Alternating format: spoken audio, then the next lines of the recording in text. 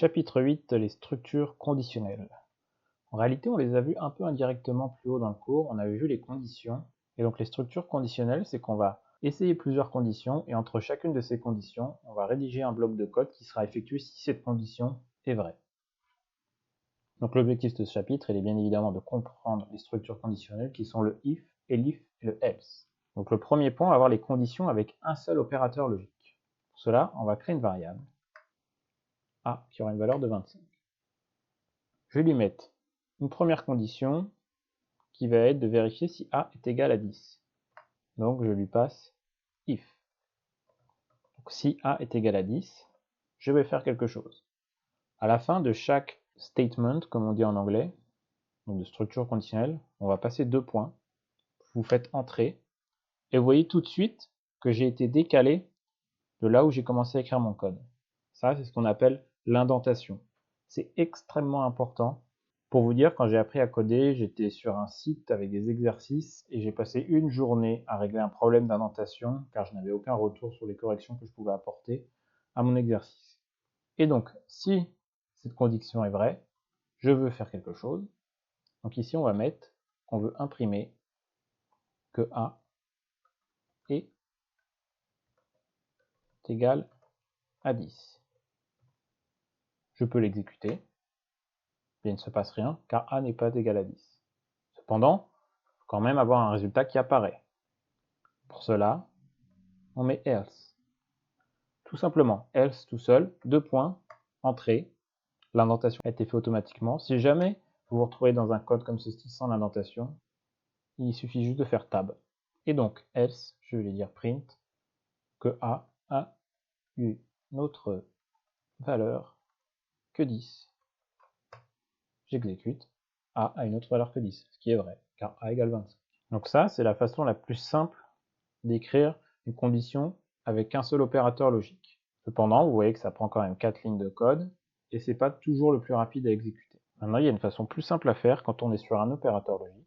On peut écrire A est égal à 10, qui est donc notre résultat de sortie de condition, si A est égal à 10, else, qui vaut en réalité pour sinon finalement, A a une autre valeur que 10.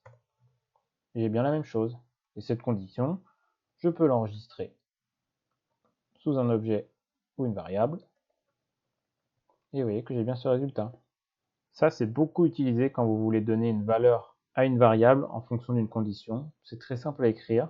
Ça peut paraître moins lisible, mais en termes d'exécution de code, c'est beaucoup plus rapide. Maintenant, on va voir les conditions avec plusieurs opérateurs logiques. Car précédemment, on a juste vérifié si A est égal à 10 ou pas. Donc on va reprendre la même structure de condition qu'avant. Est-ce que A est égal à 10? Si cela est vrai, print A est égal à 10. Et je voudrais ajouter une autre condition, si jamais cette première condition n'est pas vérifiée.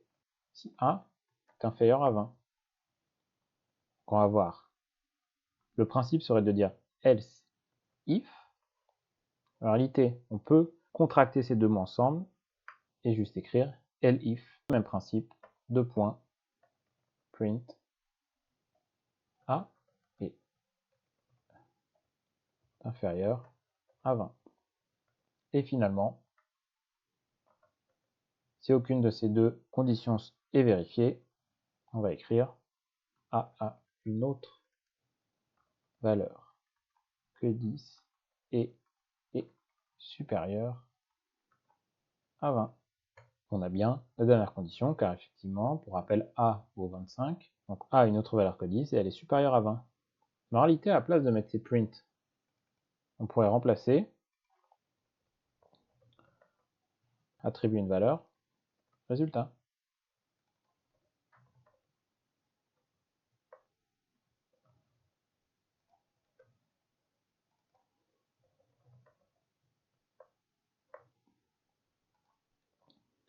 Et donc, mon résultat, qui est bien celui-ci.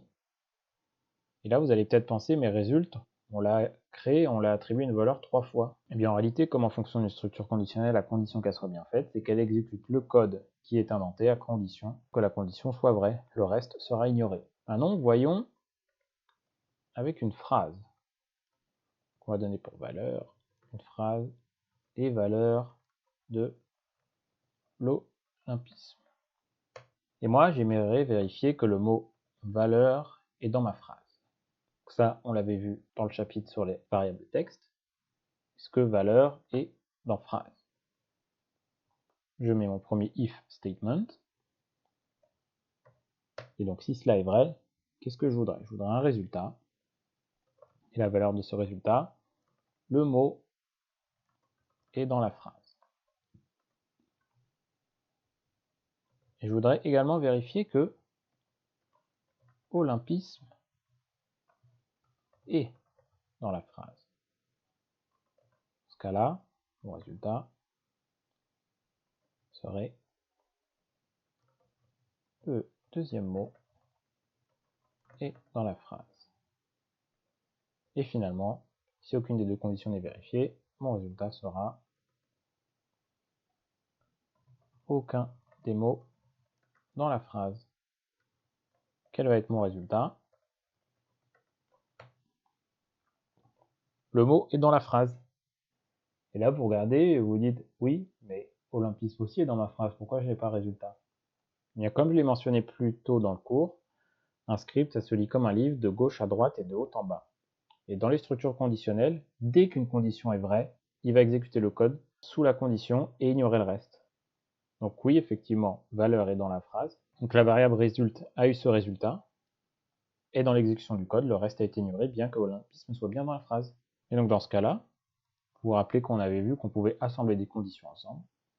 Je pourrais faire if, je vais vous faire du copier-coller, ça ira plus vite.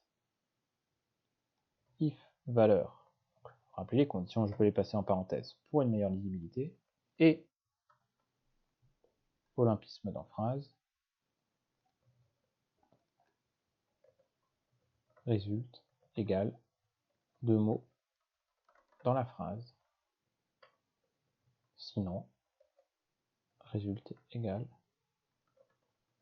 aucun des mots dans la phrase. Et donc j'ai bien le résultat, les deux mots dans la phrase.